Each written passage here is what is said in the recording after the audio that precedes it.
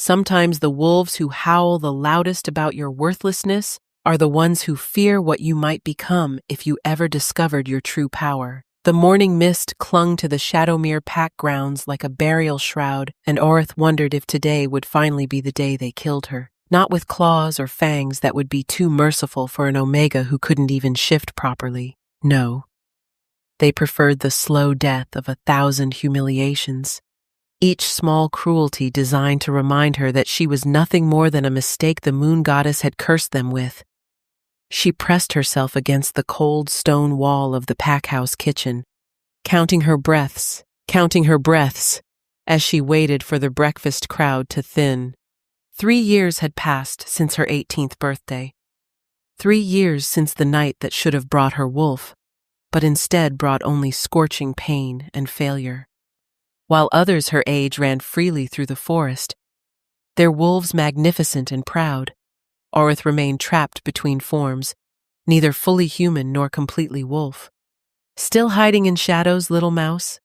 The voice made her stomach clench. Lysander, the pack's newest enforcer, blocked the doorway with his broad frame. At 25, he'd already earned a reputation for his cruelty toward the weak. His particular fascination with tormenting her had become something of a sport among the younger wolves. "I'm working," Orith replied quietly, gesturing to the stack of dishes she'd been assigned. Early morning kitchen duty was one of the few tasks where she could avoid most of the pack. Or so she'd thought. Lysander stepped closer, his boots tracking mud across the floor she'd just cleaned. "Working," he repeated, mockery dripping from the word. "Is that what we're calling it when the pack's broken Omega plays at being useful?" Behind him, 2 more wolves appeared, Cassia and Thorn, twins who delighted in following Lysander's lead. Cassia's perfectly manicured nails clicked against the doorframe as she smiled, the expression never reaching her ice-blue eyes. "Did you hear?" Cassia purred, addressing Lysander but keeping her gaze fixed on Orith. "Father says the Alpha King's convoy will pass through our territory next week. Every unmated wolf of age will be presented." She paused, her smile widening. "Well, every proper wolf." The words hit their intended mark. Orith's hands stilled on the dish she was washing, soap suds sliding down her wrists. Zephyros Nightshade. They called him the youngest wolf to ever unite the Northern Territories. So powerful that even alphas bowed in his presence. Rumors said he could shift into a wolf larger than any seen in generations, that his howl could shake mountains, that he'd never lost a challenge. "Imagine," Thorn added, his voice thick with false sympathy, "having to explain to the Alpha King why our pack harbors a defective Omega. Father's already arranging to have her confined to the cellar during the visit. Can't have royalty thinking we're weak." Orith's grandmother, Morwenniel, had once told her that the strongest steel was forged in the hottest flames. But Orith didn't feel strong. She felt brittle, like glass that had been heated and cooled too many times, ready to shatter at the slightest pressure. "Nothing to say, Mouse?" Lysander moved closer still, close enough that she could smell the breakfast meat on his breath. "Or are you dreaming of meeting the Alpha King? Perhaps you think he'll take pity on the pack's broken toy?" "Please," Orith whispered, hating how small her voice sounded. "I have work to finish." "Work?" Lysander grabbed the plate from her hands, holding it up to examine it with exaggerated scrutiny. "You missed a spot." He opened his fingers, letting the plate fall. It shattered against the stone floor, ceramic shards scattering across the kitchen. The sound echoed through the morning quiet like an accusation. "Clumsy Omega," Cassia tutted. "Now you'll have to explain to the head cook why you're breaking the pack's property." Again. They left her there, kneeling among the broken pieces, their laughter echoing down the corridor. Orith's hands trembled as she gathered the shards, a piece slicing her palm. She watched the blood well up, bright red against her pale skin, Even her blood was wrong, too bright, too thin, lacking the darker richness of a proper wolf's. Child. The voice startled her. Morwenniel stood in the doorway, her ancient eyes taking in the scene with a knowing that made Aurith want to weep. Her grandmother moved with surprising grace for someone who claimed to be over 90, though she'd never been specific about her age. "Let me see," Morwenniel said, taking Aurith's bleeding hand in her weathered ones. She produced a cloth from her pocket. She always seemed to have exactly what was needed, and wrapped the wound with practiced efficiency. "It wasn't my fault," Aurith began, but her grandmother silenced her with a look. "Fault is a luxury we cannot afford," Morwenniel said quietly. "The Alpha King comes not next week, but tonight." Aurith's heart stopped. "Tonight?" But Thorn said, "The twins know nothing. Your father received word this morning. The king travels in secret, seeking something that was lost long ago." Her grandmother's eyes grew distant, as if seeing something beyond the kitchen walls. Sometimes what appears to be a curse is actually a gift waiting to be unwrapped. "A gift?" Aurith couldn't keep the bitterness from her voice. "I'm 21 years old, grandmother. I can't shift properly. I can't link with the pack. I can't even defend myself from bullies." "What kind of gift is that?" Morwenniel cupped Aurith's face in her hands, and for a moment, Aurith could have sworn she saw something flash in her grandmother's eyes. A glimmer of gold that shouldn't exist in a wolf too old to shift. The kind that requires the right moment to reveal itself. Morwenniel said, "Your mother understood this before she passed." Aurith's throat tightened. Her mother, Maevora, had died when Aurith was 15, just 3 years before her failed first shift. The pack whispered that she'd died of shame, knowing somehow that her daughter would be defective. But Morwenniel had always insisted there was more to the story. "Now," her grandmother continued, releasing her face, "your father has ordered all unmated wolves to prepare for presentation. Yes, even you. But why? They're going to hide me anyway. Your father is many things, but he is not stupid. Hiding an Omega from the Alpha King would be seen as deception. Better to present you briefly and hope the king pays you no attention." Morwenniel pulled something from her pocket, a small vial filled with silvery liquid. "Drink this tonight, before the presentation." "What is it?" "Something to calm your nerves. The last thing we need is for you to have one of your episodes in front of royalty." The episodes. That's what they called it when Aurith's body tried to shift but couldn't complete the transformation. The agony of bones breaking and reforming wrong, of being trapped between forms, neither human nor wolf. It had happened publicly only once, at a pack gathering, and the horror on everyone's faces still haunted her dreams. Aurith took the vial, the glass cool against her palm. "Grandmother, did you know my mother's wolf? What was she like?" Morwenniel's expression softened. "Your mother's wolf was unique, silver as moonlight, with eyes like stars. She could run for days without tiring, and her howl," she trailed off, lost in memory. "Her howl could make the strongest alpha weep with its beauty. Then why couldn't she pass that strength to me? Who says she didn't?" Morwenniel turned to leave, then paused. "Wear the blue dress tonight. The one your mother left you. That old thing, it's practically falling apart. Wear it." Her grandmother's tone brooked no argument. "And Aurith? Remember that destiny doesn't make mistakes. It only creates mysteries waiting to be solved." Alone again in the kitchen, Aurith finished cleaning the broken plate, her mind spinning. The Alpha King, here tonight. Every unmated wolf would be presented, lined up like cattle for his inspection. The thought made her stomach turn. She'd heard stories of his power, his ruthlessness in battle, his lack of patience for weakness, and she was weakness personified. As the day wore on, The pack house transformed into a frenzy of preparation. Orith watched from the shadows as unmated females primped and preened, their excitement palpable. Even wolves from neighboring packs began arriving, having received the same mysterious summons.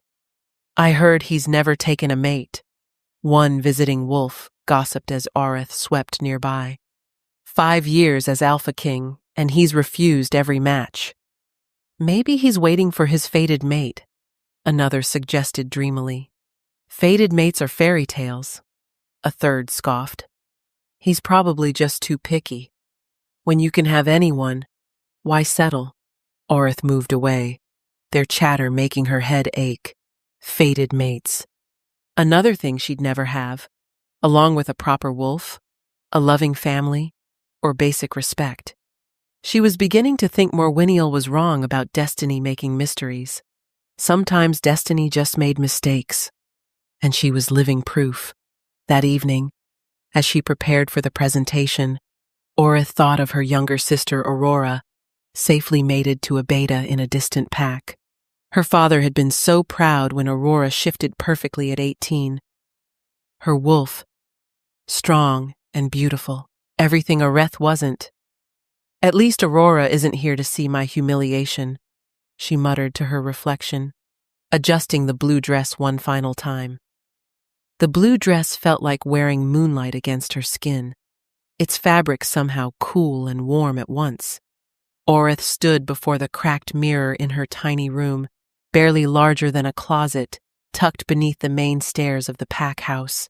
The dress had been stored in a wooden box beneath her bed for years, wrapped in tissue paper that smelled of lavender and something else. Something wild and ancient that made her wolf stir restlessly beneath her skin. Her wolf. What a joke. The pathetic, malformed thing that lived inside her was barely worthy of the name. While other wolves were magnificent creatures of power and grace, hers was wrong. The few times she'd managed even a partial shift, what emerged was skeletal, patchy, a grotesque mockery of what a wolf should be. "Orith," her father's voice boomed through the floor above. "The presentation begins in an hour. Do not embarrass us more than you already have by being late." Aelrican Shadowmere had once been proud of his daughter, or so Morwiniel claimed. Before the failed shift, before the shame, he'd called her his little moon dancer, would carry her on his shoulders through the pack grounds. Now he could barely look at her without his jaw clenching, as if her very existence was a personal insult. She swallowed the contents of her grandmother's vial in one quick motion. The liquid tasted of mint and something metallic, coating her throat with an odd tingling sensation. Almost immediately, she felt her wolf settle, the constant anxious pacing in her mind quieting to a gentle hum. The pack gathering hall had been transformed for the Alpha King's arrival. Banners of midnight blue and silver, the nightshade pack colors, hung alongside Shadowmere's brown and gold. The air thrummed with nervous energy, as unmated wolves from neighboring packs had also been summoned, creating a sea of bodies, all hoping to catch the king's attention. But hoping for what, exactly? Orith wondered as she slipped in through the side entrance, keeping to the shadows as always.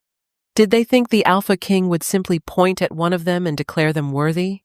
From what she'd heard, Zephyros Nightshade had refused every match suggested by the Council of Alphas for the past 5 years. Some said he was waiting for his fated mate. Others whispered he was incapable of love, his heart frozen by the same power that made him invincible in battle. "Form ranks," Beta Garrett's voice cut through the chatter. He was a mountain of a wolf, scarred from countless battles, his left eye milky white from a challenge gone wrong. Alphas and betas in the front, deltas and gammas in the middle, omegas in the back. Orith took her place at the very back, the only omega present. The pack had few omegas. Most families who produced them sent them to other packs as part of alliance agreements. Only Orith remained, too defective to even be traded away. Beside her, A girl from the Ironwood pack glanced over with barely concealed disgust. They let you attend? I heard Shadowmere had a broken Omega, but I thought surely they'd have the sense to— Silence, Beta Garrett roared. The Alpha King approaches. The massive oak doors swung open, and the temperature in the room seemed to drop 10 degrees. Power rolled in like a physical force, pressing against Orith's skin, making her wolf whimper and try to curl smaller. Around her, wolves began dropping to their knees, unable to withstand the sheer dominance radiating from the doorway. But Orith remained standing, not out of defiance or strength, but because her body had locked completely, every muscle frozen as something deep within her recognized. Something. Her wolf, usually so quiet and weak, suddenly surged forward with a violence that stole her breath. Mine, it whispered, or maybe screamed. She couldn't tell through the roaring in her ears. Mine. Mine. Mine. Zephyros Nightshade entered the hall, and the world shifted. He was everything the stories claimed, and nothing like she'd imagined. Taller than any wolf she'd seen. He moved with a predator's grace that made every other person in the room look clumsy by comparison. His hair was black as a moonless night, his skin kissed by sun despite the Northern Territory's eternal clouds. But it was his eyes that stopped her heart silver like liquid mercury, ancient despite his youth, holding secrets and power that shouldn't exist in the mortal realm. Those eyes swept across the gathered wolves with dismissive efficiency, cataloging and dismissing, searching for something. They stopped on her. The world narrowed to that singular moment of connection. Orith felt as if someone had reached into her chest and grabbed her heart, squeezing until she couldn't breathe, couldn't think, could only stand there as the Alpha King's expression shifted from boredom to something she couldn't name. He took a step toward her, then another. Your Majesty. Alpha Hendrik, her father's father, bowed low. Welcome to Shadowmere. We are honored by your presence. May I present our unmated wolves for your consideration. Who is that? Zephyros's voice was deeper than thunder, soft as silk, and it slithered down Orith's spine like a caress. He hadn't looked away from her, hadn't even acknowledged the Alpha's greeting. Who, Your Majesty? Hendrik followed his gaze, and his face paled. Oh, that is, no one of consequence. An Omega with a malformed wolf. We've arranged our strongest females in the front. Her name. It wasn't a request. Orith, her father spoke up, stepping forward with barely concealed panic. My daughter, Your Majesty, but I assure you, she is not suitable for Orith. The way Zephyros said her name made her knees weak. He moved through the crowd like water, wolves parting before him without conscious thought. Each step brought him closer, and with each step, her wolf grew more frantic. Run! Her rational mind screamed. Run before he sees what you really are. But she couldn't move, couldn't even lower her gaze, as protocol demanded. She could only watch as death incarnate approached her with eyes that burned silver fire. He stopped mere inches away, so close she could feel the heat radiating from his body, smell the scent of pine and winter storms that clung to him. This close, she could see the fine scars that decorated his neck, his hands, evidence of battles won, challenges conquered. Your wolf, he said quietly, meant only for her ears. Show me. The blood drained from her face. I can't. Can't? Or won't. Your Majesty? Her father interrupted. Desperation clear in his voice. She's defective. Her wolf is malformed. It would be an insult to ask you to witness such. Zephyros moved so fast, Orith didn't see it happen. One moment her father was speaking. The next he was on his knees, the Alpha King's hand around his throat. Did I ask for your opinion? Zephyros's voice had gone deadly soft, Around them, the Shadowmere wolves growled, instinct demanding they protect their alpha's son, but none dared move against the king.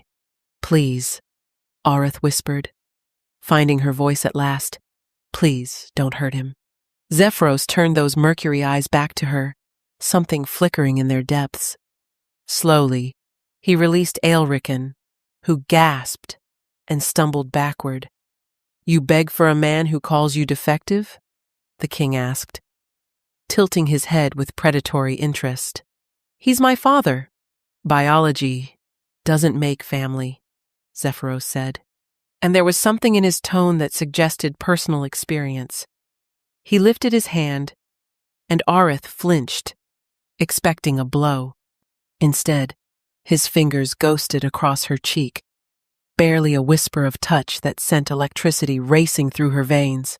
"Your Majesty," Beta Garrett stepped forward carefully.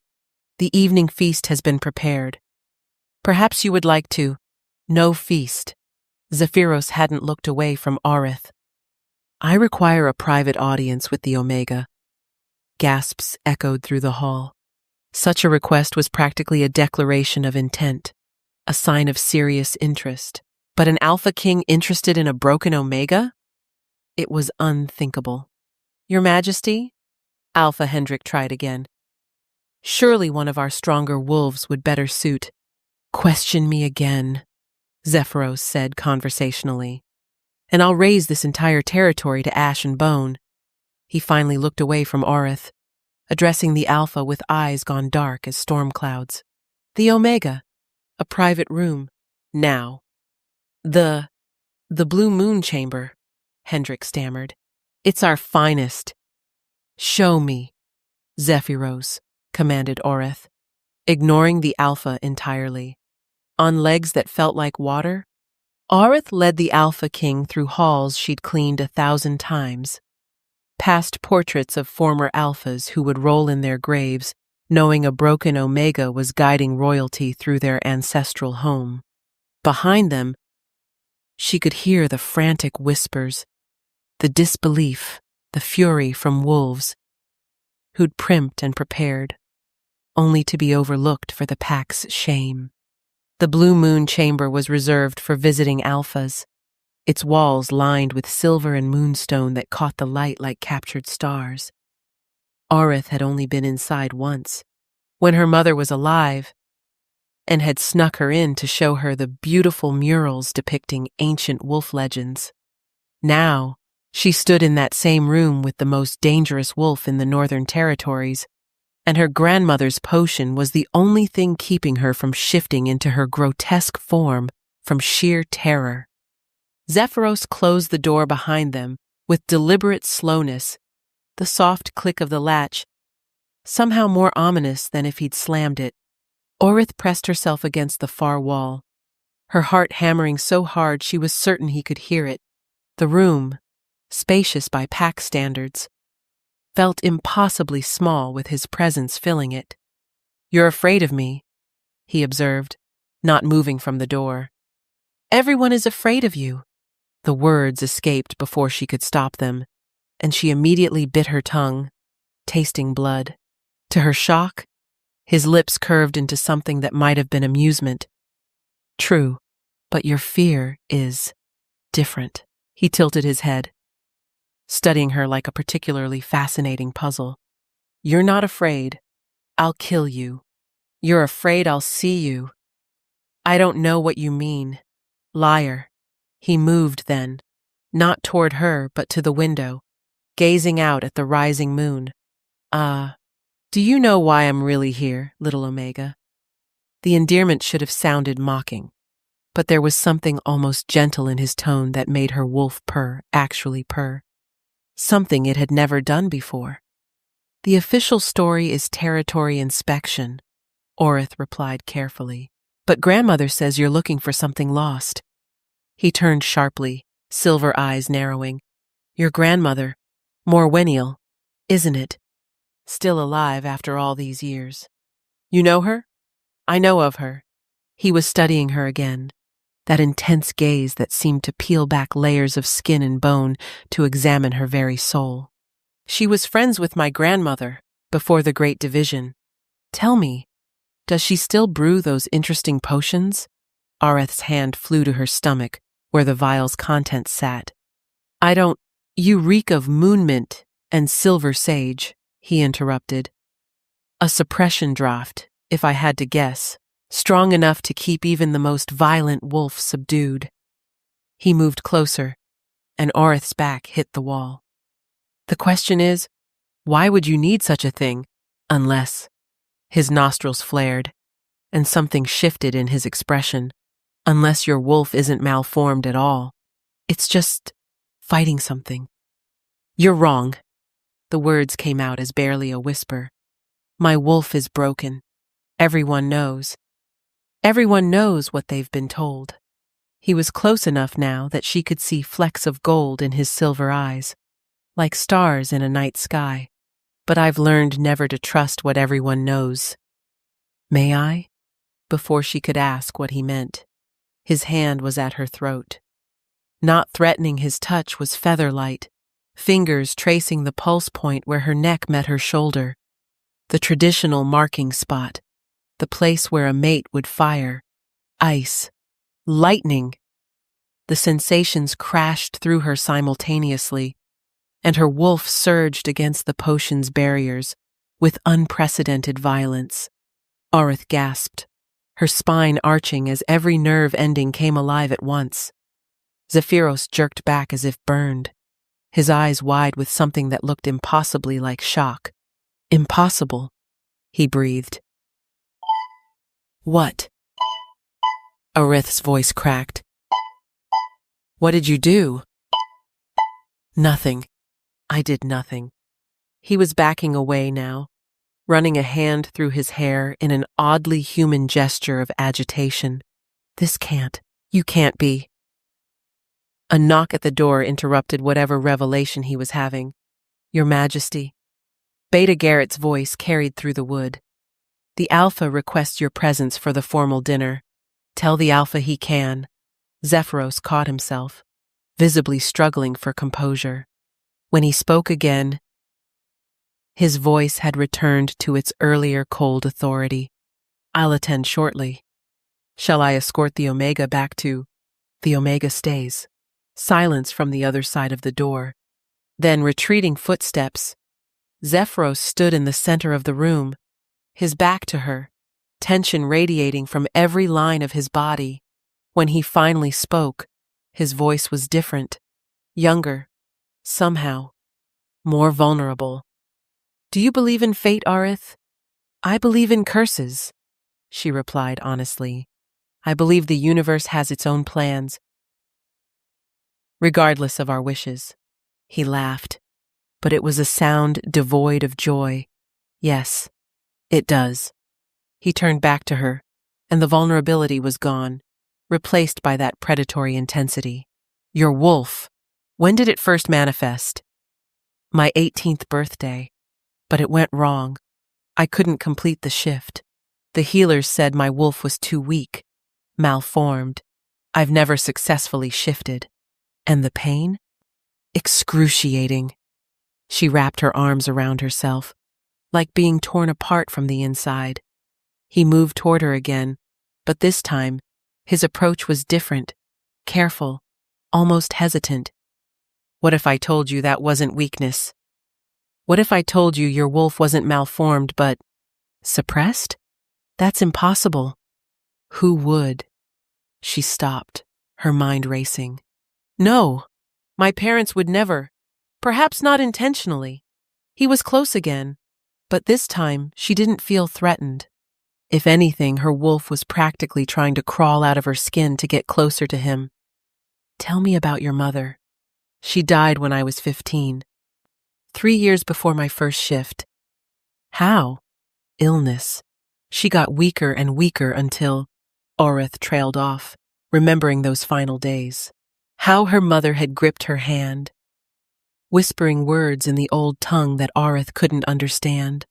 How she'd made Morwiniel promise something, their voices too low for anyone else to hear. Not illness, Zephyros said quietly. Sacrifice. Before Aurith could demand an explanation, he was at the door. You'll attend the dinner tonight. I'm not allowed at formal dinners. Omegas eat in the kitchen. You'll sit beside me. That's the place of honor. You're chosen. The words died as understanding dawned. No, you can't possibly. I can do whatever I wish. I'm the Alpha King. But there was something hollow in his bravado. Wear something other than that dress. It's distracting. He left before she could respond, the door closing with finality behind him. Aurith sank to the floor, her legs no longer able to support her.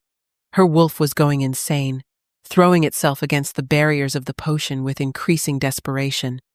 And underneath the chaos, a single word kept repeating in her mind, in a voice that wasn't quite her own. Mate. Mate. Mate. No, it was impossible. Fated mates were rare, growing rarer with each generation, and an Alpha King fated to a broken Omega? The universe couldn't be that unpredictable, could it?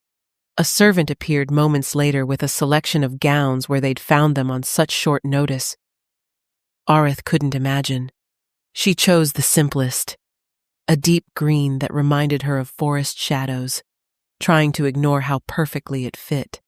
The dining hall erupted in whispers when she entered on Zephyros's arm. Every eye tracked their movement to the high table, where she was seated in the place meant for the Alpha King's chosen. Her father's face had gone purple with rage and embarrassment. Cassia looked ready to shift and attack right there. Smile, Zephyros murmured, his breath warm against her ear. Let them wonder. They're not wondering, Aurith whispered back. They're plotting my murder. Let them try. The casual confidence in his voice should have been reassuring. Instead, it reminded her that she was playing a game she didn't understand, with stakes she couldn't fathom. The dining hall had never seen an Omega at the high table, and the weight of 100 stares pressed against Aurith's skin, like physical touch. She sat rigid in the chair Zephyros had practically forced her into, the borrowed green dress, feeling like armor and target both.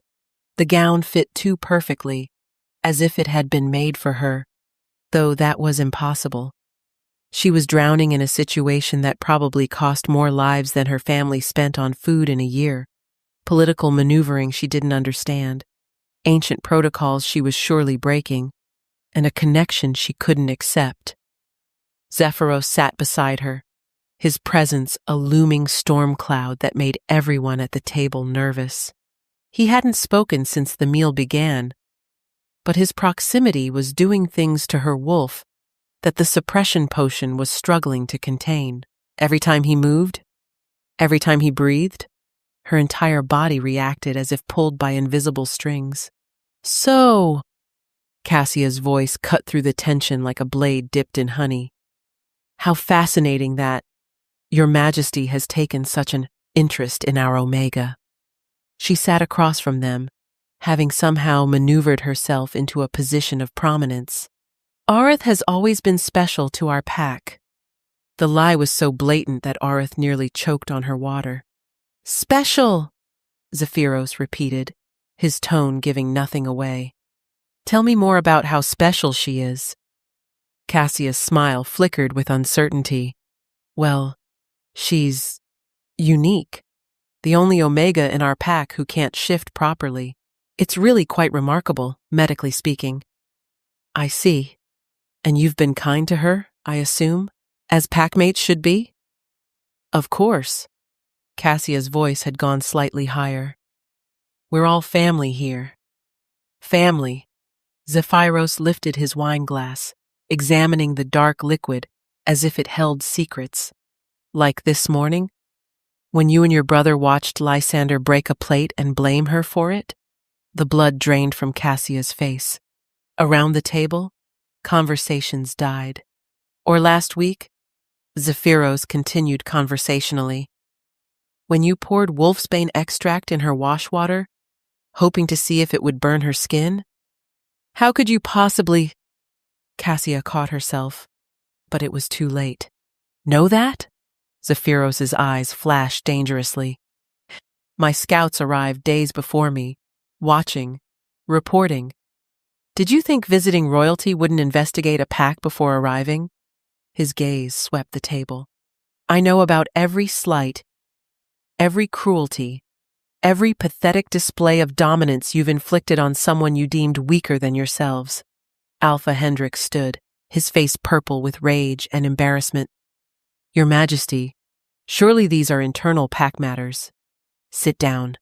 The command was delivered so quietly that for a moment, Aurith thought the Alpha might not have heard it. Then, Hendrik dropped into his chair, as if his strings had been cut, the force of an Alpha King's command impossible to resist. Aurith. Zephyros turned to her, and his voice gentled in a way that made her stomach flip. Would you like to tell me your side of this morning's incident? Aye. She looked around the table at faces twisted with fury, fear, and disbelief.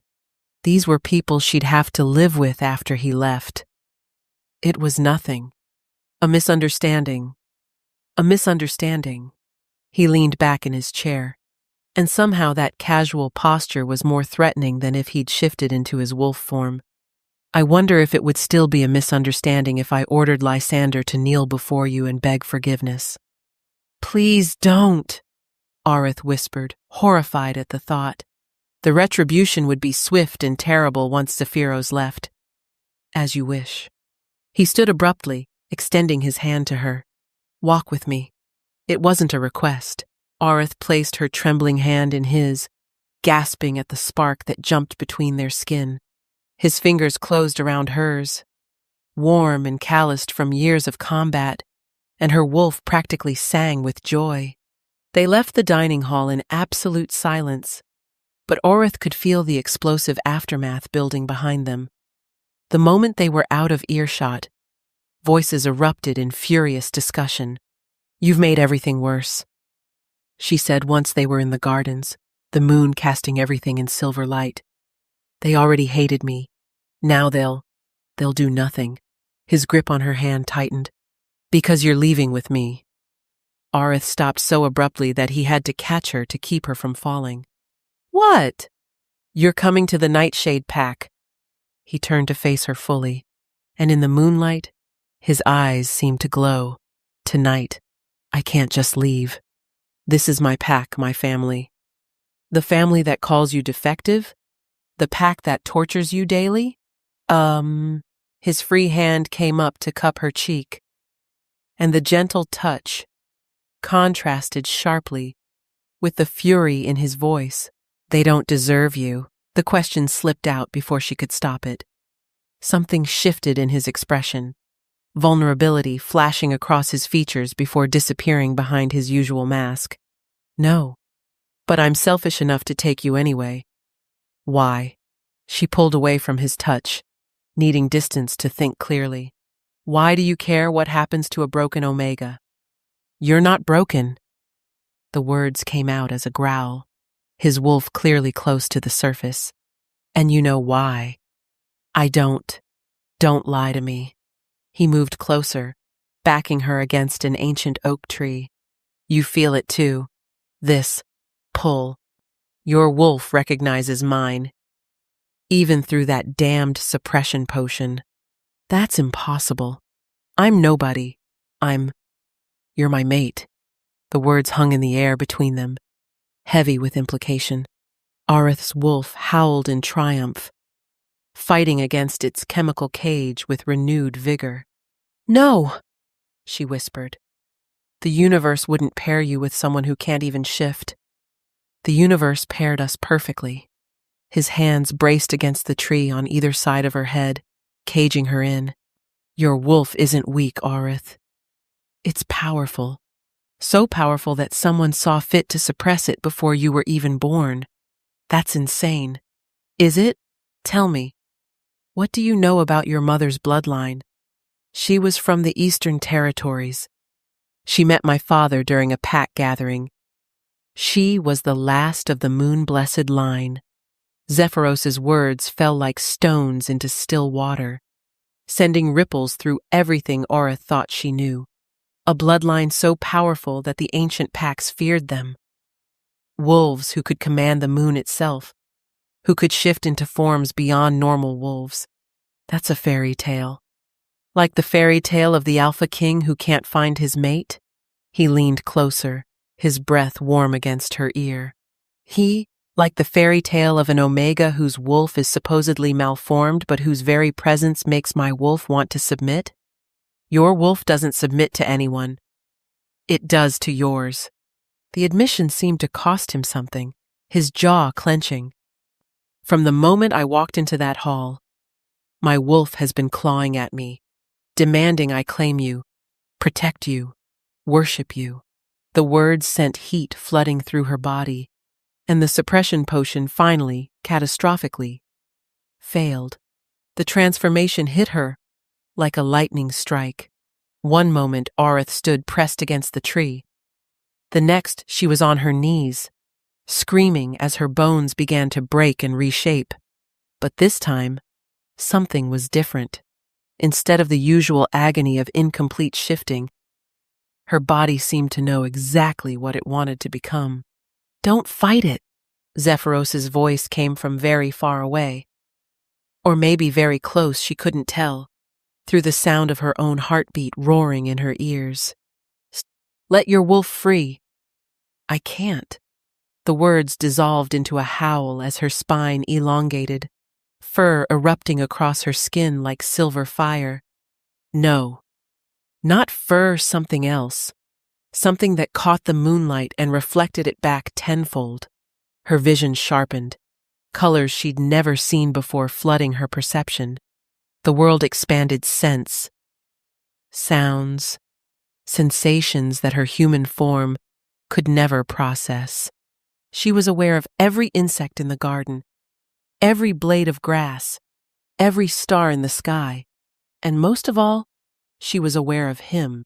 Zephyros had shifted too, and his wolf was magnificent, massive and black as midnight, with eyes that burned silver fire. But instead of the dominance she expected, he was submitting. The Alpha King, terror of the Northern Territories, was on his belly before her, neck exposed in ultimate surrender. Beautiful. His voice echoed in her mind, through a connection that shouldn't exist yet, not without marking. My beautiful, impossible mate. Aurith looked down at herself and gasped, or tried to.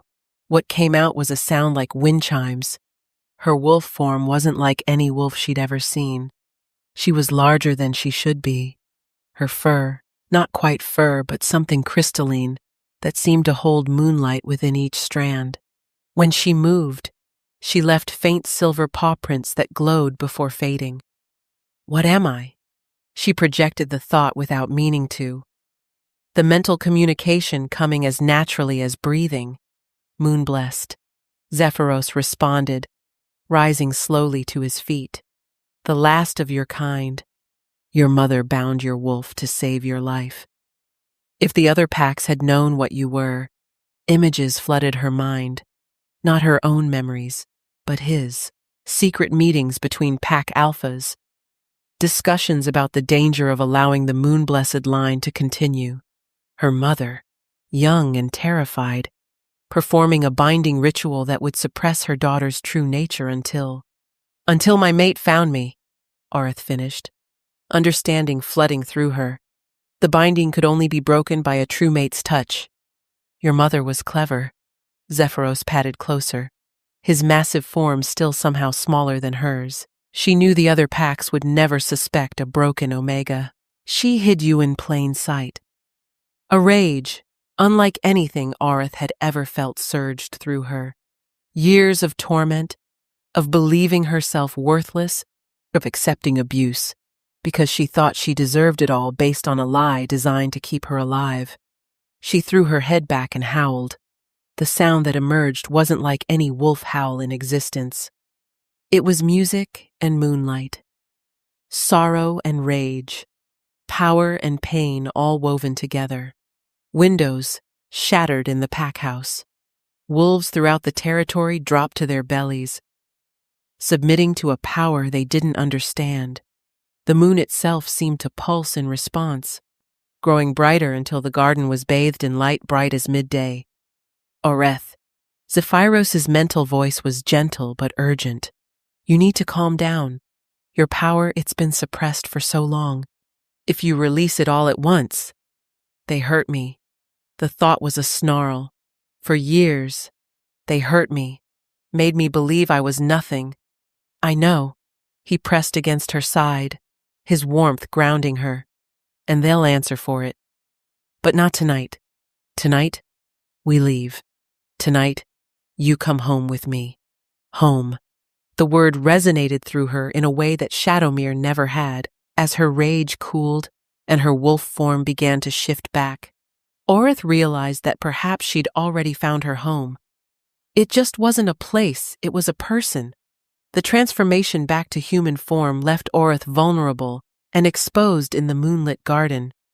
Zephyros shifted immediately, shrugging off his jacket to wrap around her before anyone could see. The gesture was protective, possessive, and achingly gentle all at once. We need to leave, he said urgently, his eyes scanning the pack house where lights were beginning to flicker on. Your howl. Every wolf in the territory felt it. They'll come to investigate. Let them come, Oreth said, surprising herself with the steel in her voice. Let them see what they've been tormenting all these years. Not yet. His hand found hers, their fingers interlacing naturally. You're powerful, but untrained, and there are protocols to follow. If I take you without formal acknowledgement from your alpha, then follow your protocols. A familiar voice interrupted. Morwenniel emerged from the shadows, carrying a traveling bag that looked already packed. But do it quickly. The other packs will have felt that power surge.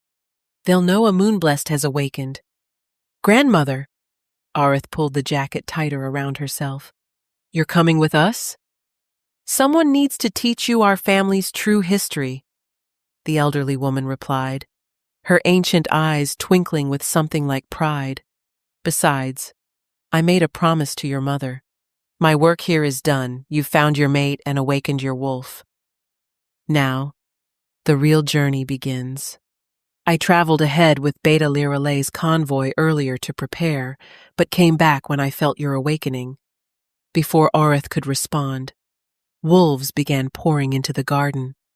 Alpha Hendrik led them, his wolf form bristling with aggression, until he saw Zephyros standing protectively over Oreth. The Alpha shifted back, his face cycling through shock, fear, and calculation. What sorcery is this? Hendrik demanded, though his voice lacked its usual authority. Not sorcery, Zephyros replied coldly. Heritage. The Omega you've been abusing is moonblessed, the last of the ancient line, and my mate. The pronouncement sent shockwaves through the gathered wolves. Oreth saw her father among them, his face pale as parchment. Lysander had shifted back too, but he kept his distance, something like fear flickering in his eyes. Impossible, Hendrik breathed. When the moon-blessed line ended generations ago. Hidden, not ended, Morwenniel corrected, moving to stand beside her granddaughter. Mavora bound her daughter's wolf to protect her from packs like yours, packs that would have killed a moon-blessed pup, rather than risk the prophecies coming true. What prophecies? Someone called out. Morwenniel's voice took on an otherworldly quality as she recited, When the silver moon rises in the house of night, the old ways shall crumble, and the new shall take flight. The Blessed One shall judge with eyes that see true, and those found wanting shall pay what they're due. Fairy tales, Hendrik scoffed, but his voice shook. The fairy tale just shattered your windows with her howl, Zephyros pointed out. I'm taking her to Nightshade Pack. Any who try to stop me will face the consequences. You can't just take a pack member, Aelrican started to protest. I renounce my ties to Shadowmere. Orith interrupted, her voice carrying clearly across the garden. I reject the pack that rejected me. I choose Nightshade. I choose my mate. The formal words of pack renunciation hung in the air. Once spoken, they couldn't be taken back. Several wolves gasped at the gravity of her declaration. You need alpha permission, Hendrik began. Actually, she doesn't, Morwenil said mildly. Moon-blessed wolves supersede normal pack law. They answer to no alpha save their mate. She smiled, showing teeth. Ancient law, older than your precious hierarchies. Zephyros stepped forward, his presence making several wolves step back instinctively. Orith Moonblessed has chosen, I claim her as my mate. My equal, my queen. Any who challenge this claim will answer to me in formal combat. No one moved. No one dared. Gather your things, he told Arith softly. We leave within the hour.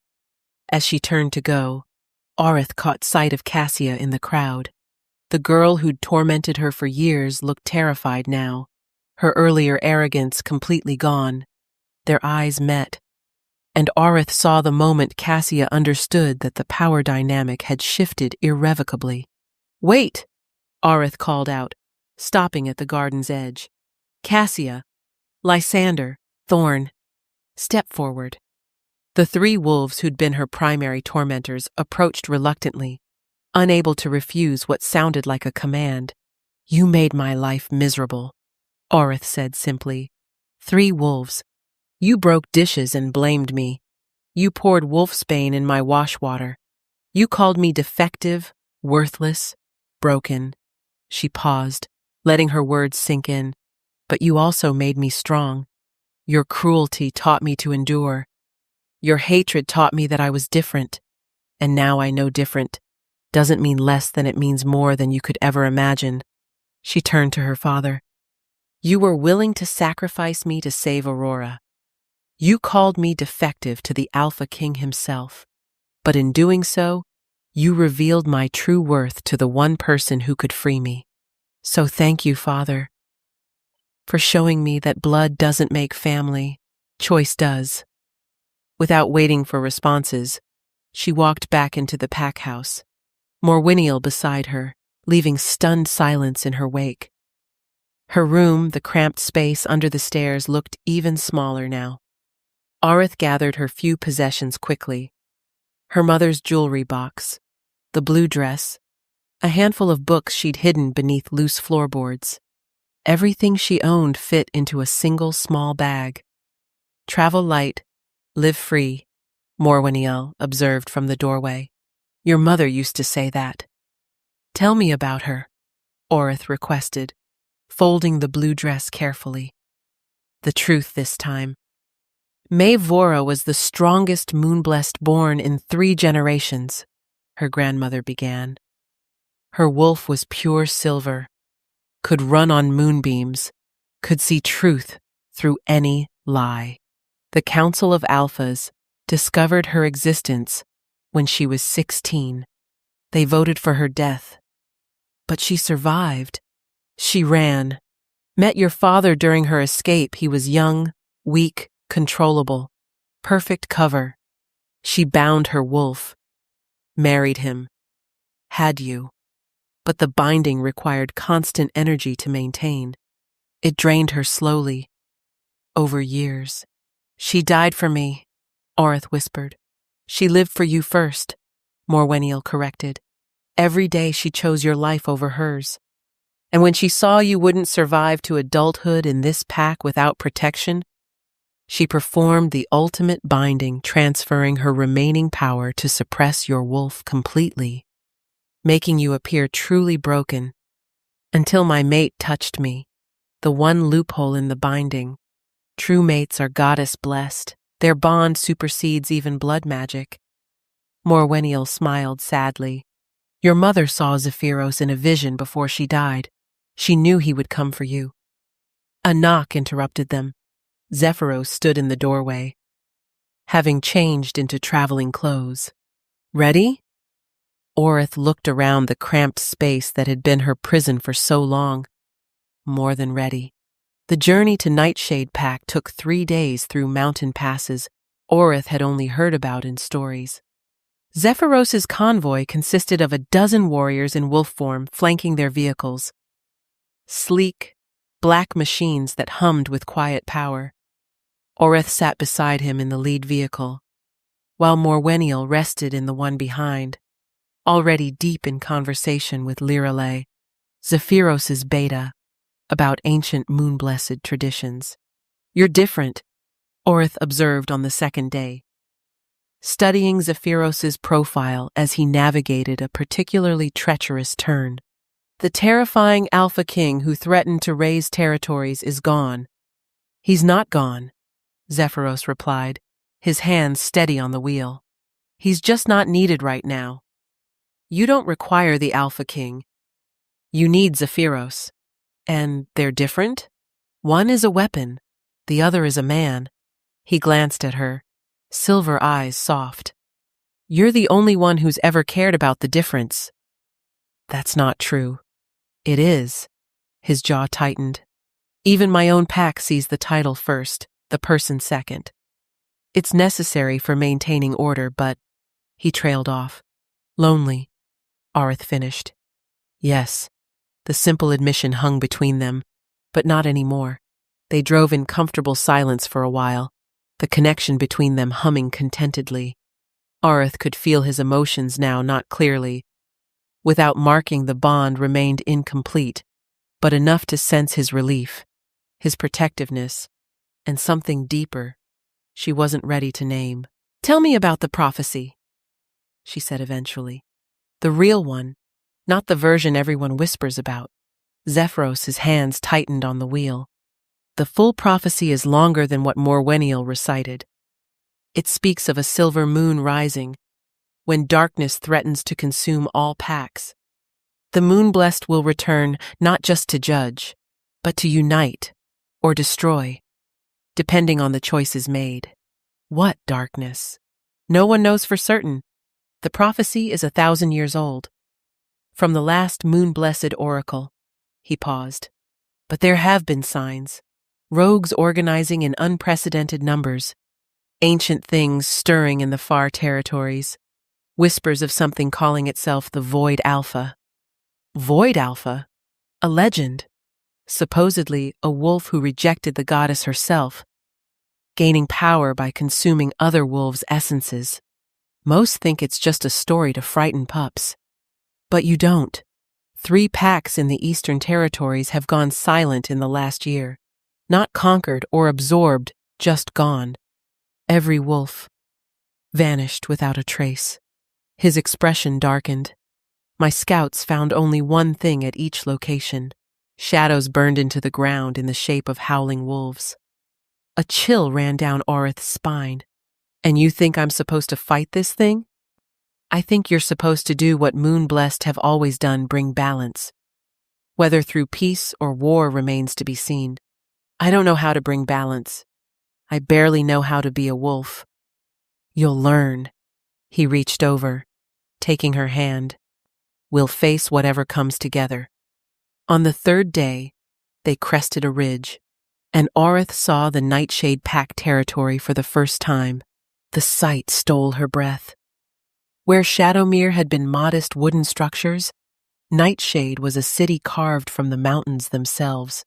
Obsidian towers rose from living rock, connected by bridges that sparkled with embedded gems. Waterfalls cascaded between buildings, their mist creating permanent rainbows. The very air thrummed with ancient power. "Welcome home," Zephyros said softly. "Home," the word resonated in her bones. As they descended into the valley, wolves began appearing along the road, not threatening, but curious. They lowered their heads respectfully as the convoy passed, and Orith realized they were bowing to her, not just Zephyros. "They know?" she asked. "Word travels fast. A moon-blessed mated to their Alpha King? You're already a legend." The main fortress gates were crafted from silver and obsidian, depicting the phases of the moon. They opened smoothly as the convoy approached, revealing a courtyard filled with wolves in both forms. "Don't be nervous," Zephyros murmured, sensing her tension through their bond. "Easy for you to say. You're not the Omega about to face an entire pack of strangers. You're not an Omega. You're moon-blessed. And they're not strangers, they're your pack now." Before she could respond, the vehicle stopped. Zephyros emerged first, then turned to help her out. The moment her feet touched the ground, a hush fell over the courtyard. Then, as one, every wolf present, hundreds of them dropped to one knee. "Rise," Zephyros commanded, his voice carrying easily across the space. "Behold Arith Moonblessed, last of her line, and my chosen mate." A cheer erupted, so sudden and loud that Arith nearly jumped. These wolves weren't looking at her with disgust or pity. They were looking at her with awe, respect, and genuine joy. "My queen," Lirelei approached, bowing formally.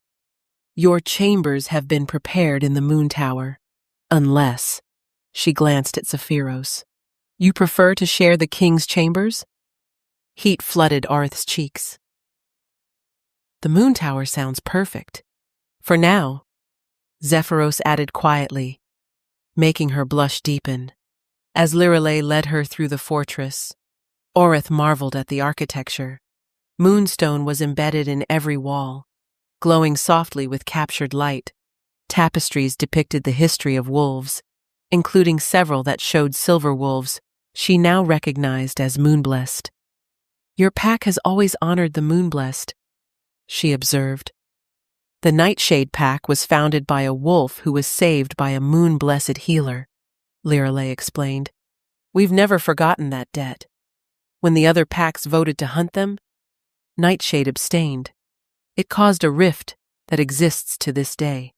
"Is that why Zephyros became Alpha King so young?" Lirelei's expression grew careful. "That's his story to tell. But I will say this, he's been searching for you for 5 years. Every territory he conquered, every pack he visited, he was looking for signs of moon-blessed survival." They reached the moon tower, its spiral staircase lined with windows that caught the afternoon light. At the top, double doors opened into chambers that took Oreth's breath away. The space was circular, with a glass ceiling that would show the night sky. Bookshelves lined the walls, filled with volumes she'd only dreamed of reading.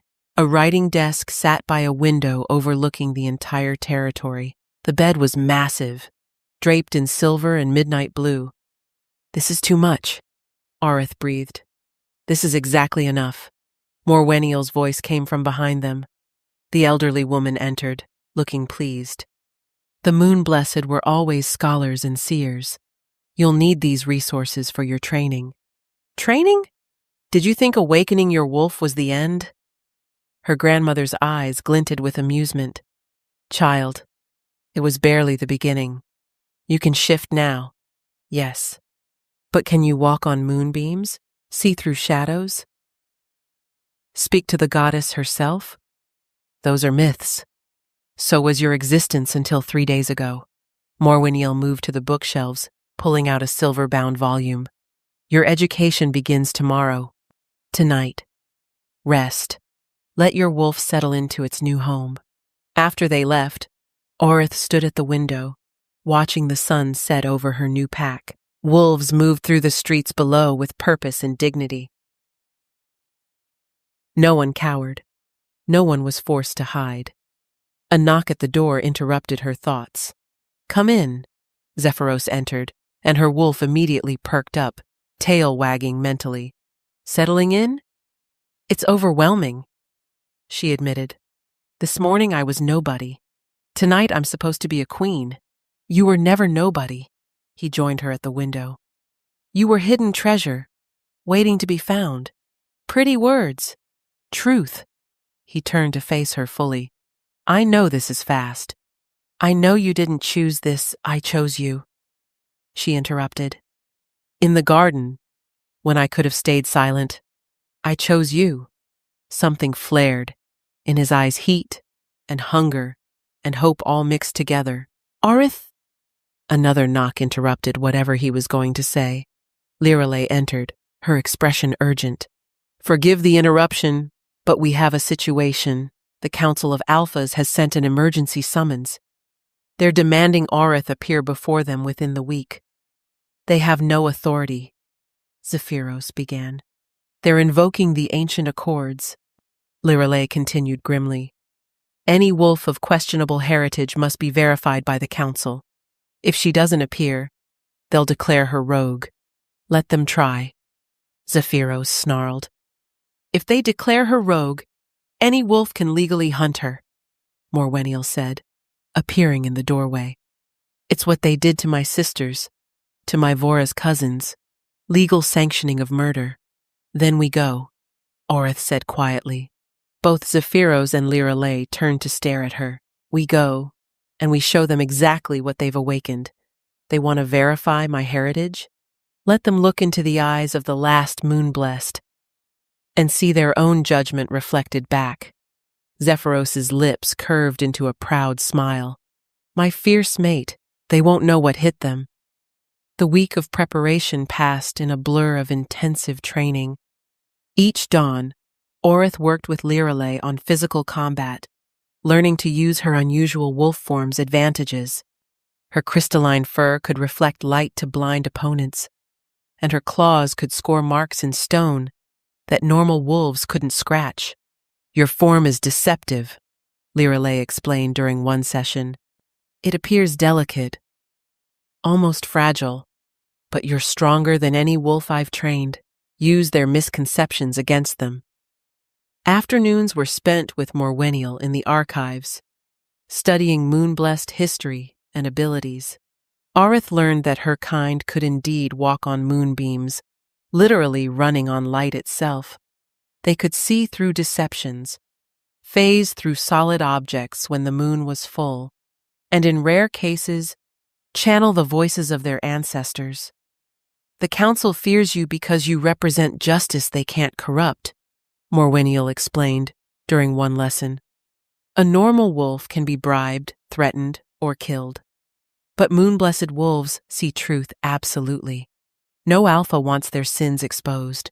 Evenings belonged to Zephyros. He would arrive after his duties, and they would walk the fortress walls, talking about everything and nothing. Their connection grew stronger each day, their emotions bleeding into each other more clearly. "Does it bother you?" Aurith asked one evening. "That your wolf submits to mine?" "No," he answered without hesitation. "It feels like coming home after a long war. My wolf has been fighting for dominance since I was 13. With you, it finally rests." "You were 13 when you became alpha?" His expression darkened. "My father went mad, started killing pack members he imagined were traitors. I challenged him to save what was left of our pack." "You killed your own father?" He wasn't my father anymore by then. The madness had taken him completely. He stared out at the mountains. "The Council used it against me for years, the patricidal prince. They called me. Too dangerous to trust, too powerful to challenge. Is that why you conquered the other territories?" "I united them," he corrected.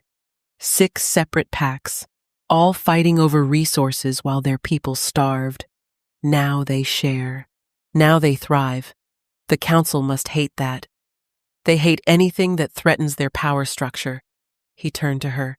"Which is why they'll try to destroy you. You represent change they can't control." The night before they were to leave for the Council gathering, Aurith couldn't sleep.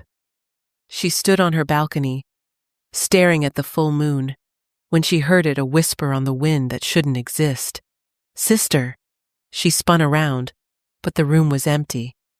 The voice came again, clearer this time. "Sister of moon and shadow, we see you. Who are you?" She whispered to the night. "We are the forgotten, the hidden, the moon-blessed who survived. We wake because you wake. We rise because you rise. There are others, scattered, hidden, but calling to each other through the moonlight. The prophecy begins, and we answer. The connection faded, leaving Orith shaking. She wasn't the last. There were others. A soft knock interrupted her thoughts. "Come in." Zephyros entered, and she could feel his concern through their bond. "You're troubled." I heard voices, other moon-blessed. Speaking through the moonlight, his eyes widened. "That's impossible. The council swears you're the last the council lies." Morwenil stood in the doorway, fully dressed, despite the late hour. "I've been waiting for this night. The full moon after a moon-blessed awakening sends out a call. Any with the bloodline will hear it." "How many?" Zephyros asked. "Unknown, but if even a handful survived." Morwenil smiled. "The council's worst nightmare is about to come true." The journey to the neutral territory where the council convened took 2 days. Zephyros brought a small army, 50 of his best warriors, despite the supposed neutrality of the gathering. "Insurance," he explained, when Orith questioned it. The council grounds were ancient, a natural amphitheater carved into white stone. 7 thrones sat in a semicircle, each occupied by an alpha who controlled vast territories. Alpha Marcus from the Eastern Pax still looked haunted. From something his hands trembled slightly when he saw Orith. The others watched her with mixtures of curiosity and hostility. "Orith of Shadowmere," the eldest alpha began. "Orith Moonblessed of Nightshade," Zephyros corrected sharply. "Address my mate properly. She has not been verified." "Then verify her," Orith interrupted, stepping forward. She let her wolf rise to the surface, not shifting but allowing her eyes to blaze silver. "Look at me and tell me I'm not moon-blessed." Several alphas shifted uncomfortably. One, a female alpha named Selvana, leaned forward with interest. "Show us your wolf," Marcus demanded, having found his courage. "Prove this isn't some trick." Orith smiled, and it wasn't kind. "As you wish." She shifted smoothly, her crystalline form catching the afternoon light and throwing rainbow patterns across the white stone. Several guards stepped back. One whimpered. But it was what happened next that sent shockwaves through the gathering. 3 other wolves emerged from the crowd, young wolves who'd been hidden among the various pack delegations. They shifted too, their forms just as impossible as Orith's. One was pure silver. Another seemed made of starlight. The third looked like captured aurora borealis. "Sisters," they said in unison. Through mental projection, everyone could hear. "We stand with the silver moon." "Impossible," Marcus breathed. "We were hidden. The silver wolf, who appeared to be the eldest," explained, "raised by loyal families who remembered the old ways. When Orith awakened, our own bindings broke." "How many more?" Selvana asked, and Orith noted she seemed more excited than afraid. "Enough," Orith replied, shifting back. The others followed suit, revealing 3 young women who looked nothing alike, except for the power radiating from them. "This changes nothing," Marcus declared, though his voice shook. The ancient accords also state that moon-blessed wolves hold equal rank to any alpha," Morwenil interrupted, having appeared from seemingly nowhere. 4 moon-blessed wolves could form their own council if they chose. That law was struck, illegally, without proper vote, 300 years ago. Morwenil produced a scroll that looked ancient. "I've been keeping records. Every illegal amendment, every violated treaty, every breach of ancient law. Would you like me to read them aloud?" The council exchanged uneasy glances. "What do you want?" Selvana asked, directing the question at Orith. "Justice," Orith replied simply. "The hierarchies that condemn wolves for their designation rather than their character.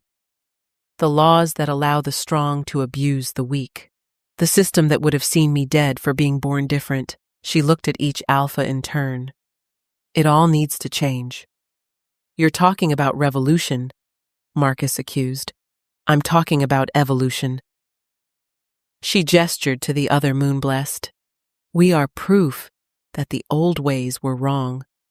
How many powerful wolves have been suppressed, killed, or broken because they didn't fit your narrow definitions?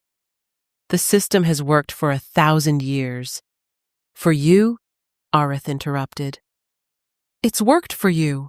But what about the Omegas dying in servitude? The Betas denied advancement because of their designation. The humans living in fear at our borders? Humans are not our concern. Everything is our concern. Her voice carried power now, making several alphas flinch. We are part of this world, not separate from it.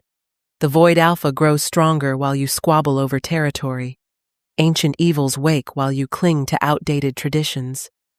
Change is coming whether you accept it or not. Is that a threat?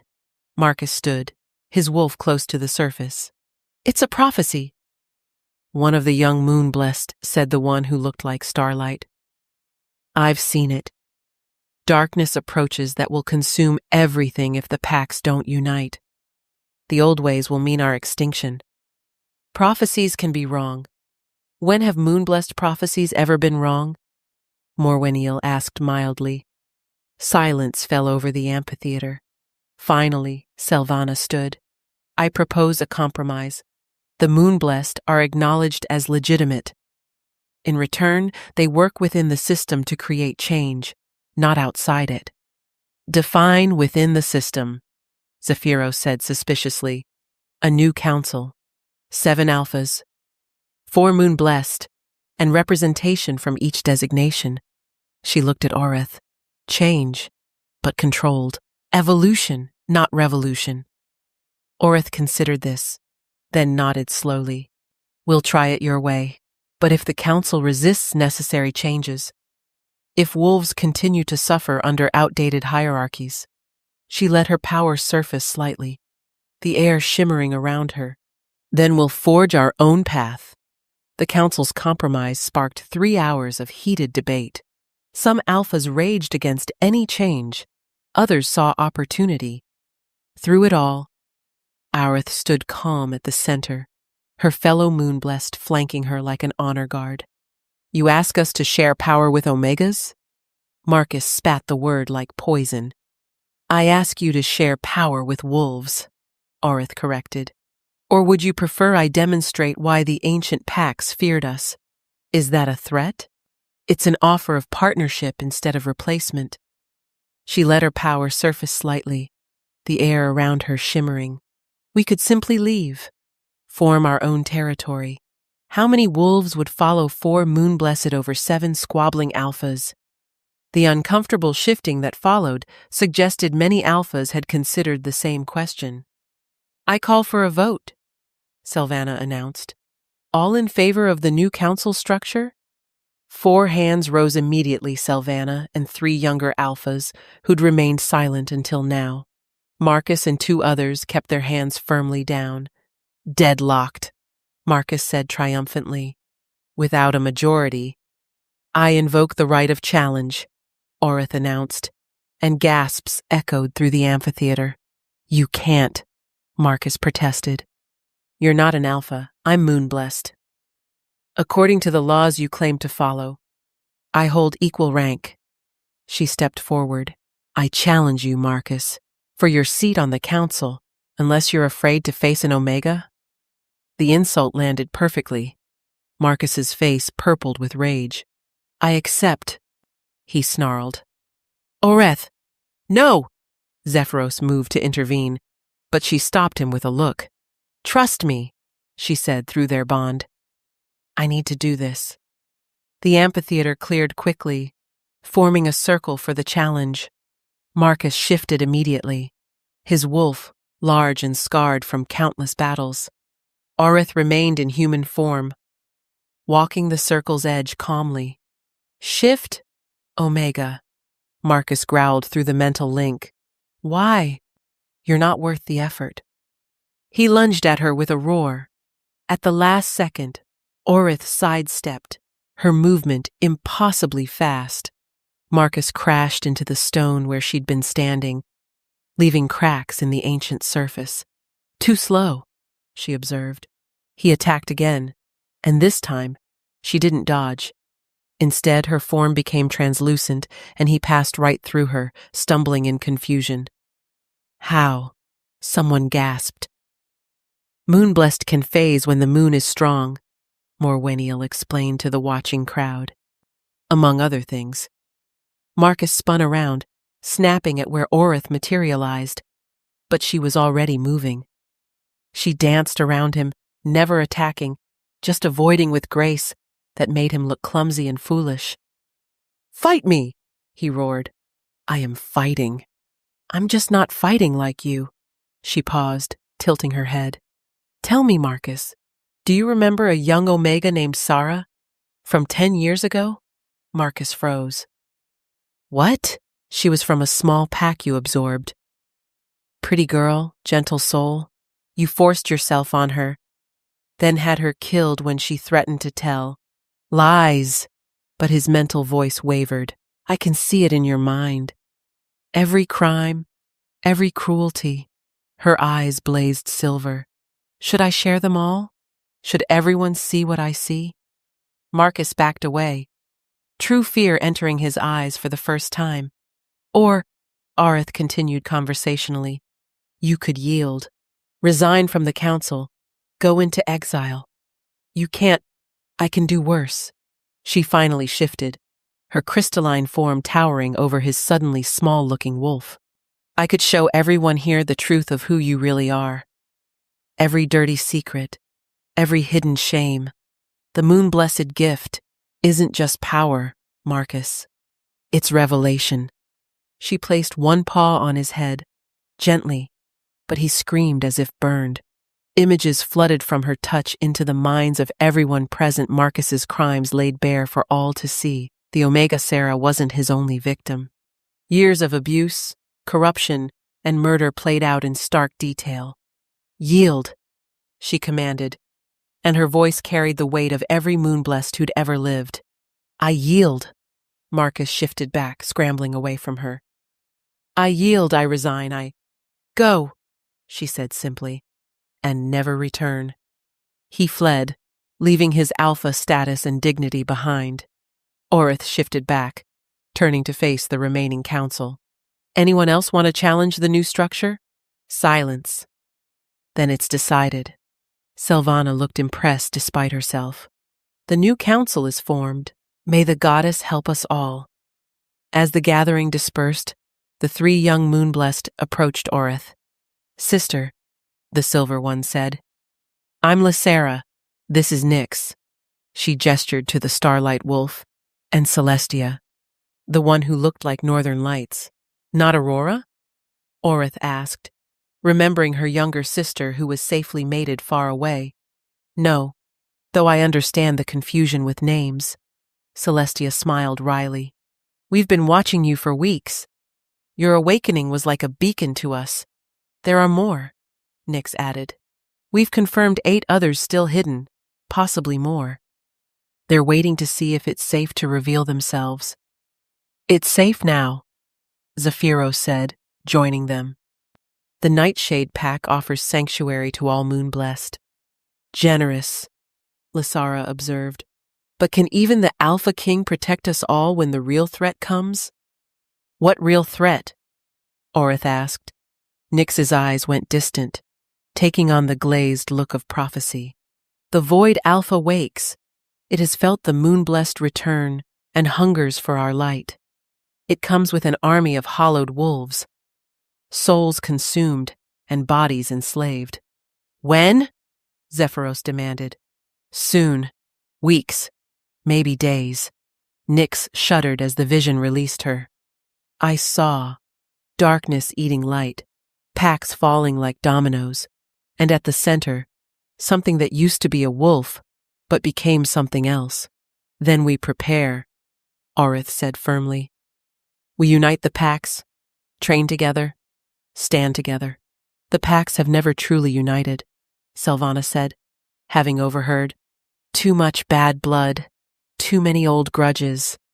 Then it's time for new blood. Aerith looked at each face around her. The Moonblessed will serve as bridges between packs. We belong to none and all simultaneously. You're proposing we abandon pack structure entirely? An Alpha asked. I'm proposing we evolve or die.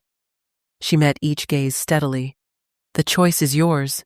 Over the following days, word spread like wildfire. The Moonblessed had returned. The council had reformed. Change was coming. Some packs resisted, clinging to old ways. Others embraced the change, especially those with large Omega populations who saw hope for the first time. And through it all, reports came in of shadows moving in the far territories, of scouts who never returned, of a darkness spreading like infection. It's moving faster than expected, Zephyros said one evening, reviewing reports in his study. Aerith sat beside him, having learned to read the coded messages.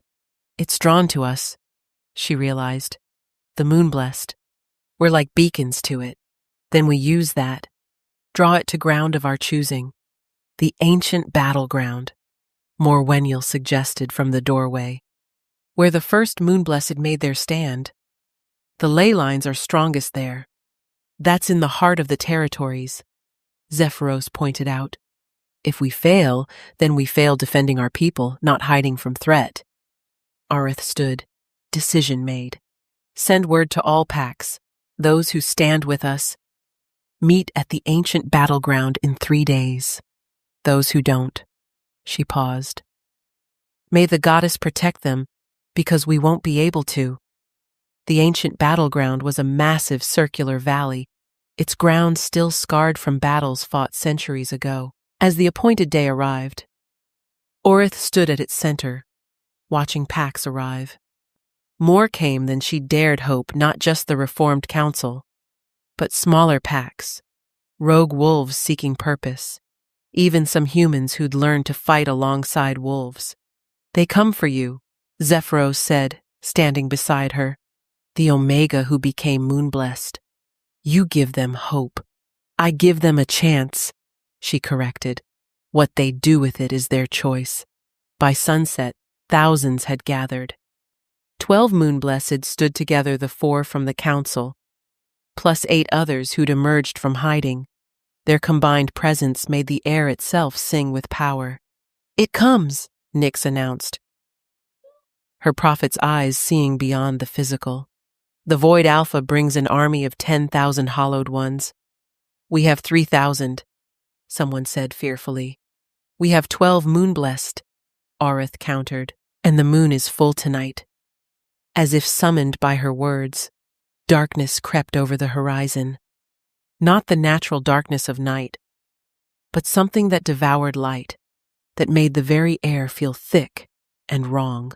At its head walked something that might once have been a wolf, but was now a writhing mass of shadow and hunger. The Void Alpha.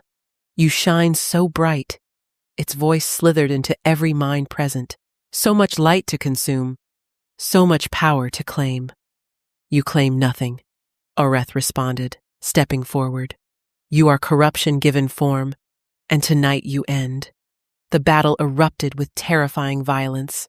Hollowed wolves, empty shells, animated by shadow, crashed into the defensive lines. Normal attacks barely slowed them. For every one destroyed, 2 seemed to take its place. The Moonblessed. Aerith shouted, "Form the constellation!" The 12 Moonblessed shifted as one, their various forms creating a circle. They began to howl, not separately, but in harmony, their voices weaving together into something greater. The moon responded, its light focusing through them like a lens. Silver fire erupted from their circle, washing over the battlefield. Where it touched hollowed wolves, they dissolved into ash. Where it touched allied wolves, it filled them with strength and courage. The Void Alpha roared its fury, charging directly at Aerith. Zephyros intercepted it, his massive black wolf form grappling with the creature. You cannot protect her forever, the Void Alpha hissed. I will consume her light and become unstoppable. You'll have to go through me, Zephyros snarled back. But the creature was too strong, its unnatural form giving it advantages no normal wolf could match. It threw Zephyros aside, lunging for Aurith. She didn't dodge. Instead, she met it head-on, her crystalline form blazing with moonlight. When they collided, the impact sent shockwaves across the battlefield. Your light, the Void Alpha crooned, trying to drain her power. So pure, so bright, and poisonous to you, Aurith replied. She wasn't fighting it, she was letting it try to consume her light. But moon-blessed light wasn't normal power. It was truth, justice, and judgment given form. And the Void Alpha was built entirely on lies, corruption, and stolen power. It screamed as her light burned through it from the inside out. The shadows that formed its body began to unravel, releasing the souls of wolves it had consumed over centuries. Impossible! It gasped. I am moon-blessed, Aurith said simply. We are the light that banishes darkness. We are the truth that destroys lies. And you are nothing. With a final howl from all 12 moon-blessed, silver fire erupted across the battlefield. The Void Alpha dissolved into nothing, its army of hollowed wolves collapsing into dust. The darkness that had threatened to consume everything was burned away by moonlight. As the light faded, Aurith collapsed, her body exhausted from channeling so much power. Zephyros caught her, cradling her crystalline form gently. You did it, he said through their bond. You saved us all. We did it, she corrected weakly. All of us together. 1 year later, the council chamber had been rebuilt from the ground up, its circular design ensuring no seat held prominence over another. Representatives from every designation sat as equals Alpha, Beta, Delta, Gamma, and Omega, with the moon-blessed serving as mediators when disputes arose. Aurith stood at the chamber's center, her silver crown catching the light. It had been crafted from metal, salvaged from the ancient battleground, a reminder of what they'd survived together.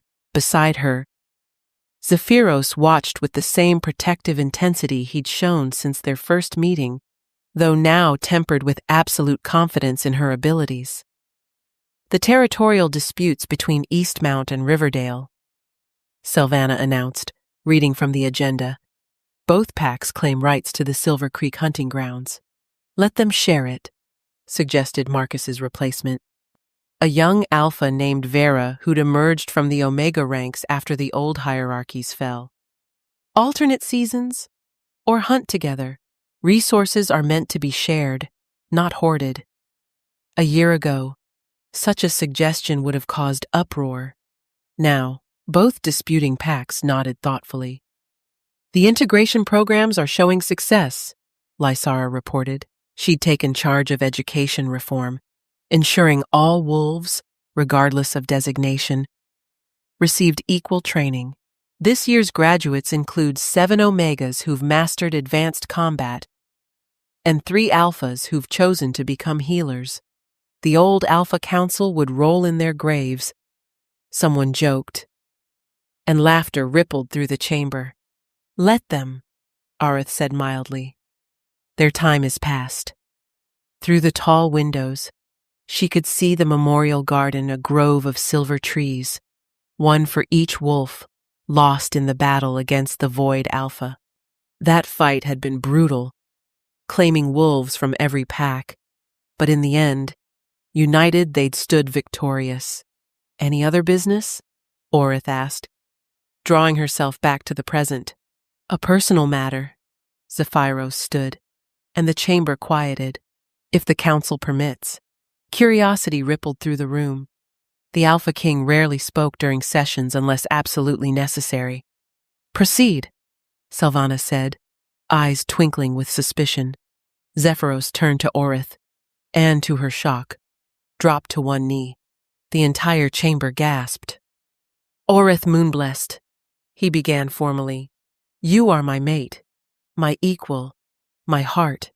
But you've never officially been declared queen, because you said you wanted to earn the title, not inherit it through our bond. He pulled out a small box.